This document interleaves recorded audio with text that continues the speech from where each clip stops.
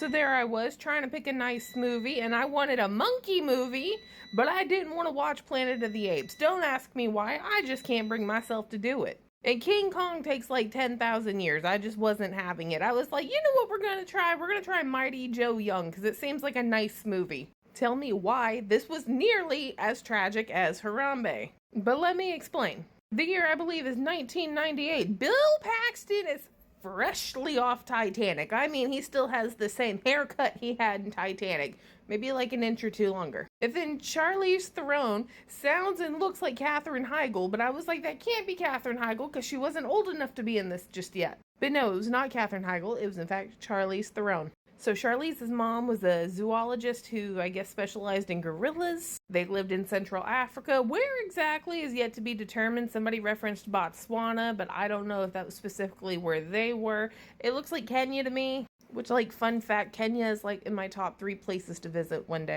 Charlize made friends with a baby gorilla that has gigantism. She named him Joe. Well, one night these poachers show up and they kill Charlize's mom and Joe's mom. So it's just Charlize and Joe. I mean, they've got a community, they've got friends and family, but it's mostly just them. And he grows up to be a big-ass monkey, a 2,000-pound gorilla.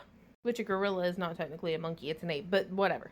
But Bill Paxton comes out of nowhere and he's like, you really need to get your gorilla to California in like some sort of habitat preservation, whatever, because this place is being overridden by poachers and there's no more gorillas left over here.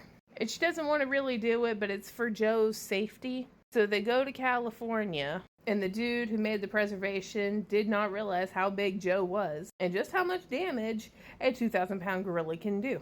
And then it was a whole thing. It's in the poachers that originally tried to kill Joe, and they killed Charlize Theron's mom. Well, he remembered Joe because he bit off his thumb and index finger, and then they tried to steal Joe from the reservation. Then Joe gets out in the middle of LA and he ends up at Palisades Park.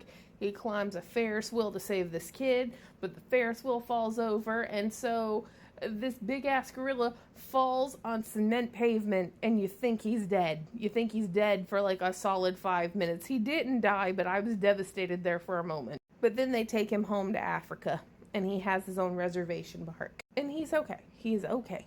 The end. But to summarize it all, a nice lady lives in harmony with her giant pet gorilla, and then some dude comes along and he's like, you need to bring that so other people can see it. Otherwise he's gonna get hurt. And her being a loving person, she's like, okay, I want what's best for him. And then anybody who's in charge of helping him, like, just drops the fucking ball. Lesson learned, leave the fucking gorillas alone, fuckers. Now, did I like this movie? Listen, had Joe died, had that gorilla perished, all hell would have broke loose. I would be inconsolable, and you would have to hear about it. But he didn't, so I'll give it a fair score. It's 1998 CGI, but even bad for 1998. Also, it's 2 hours, which is kind of long for a kid's movie, if we're going to be honest. Probably like an 8 out of 10. But it's still shorter than the 2005 King Kong, and The Rock is not in it. So yeah, 8 out of 10. Okay, bye. 'Cause you'll be in my heart.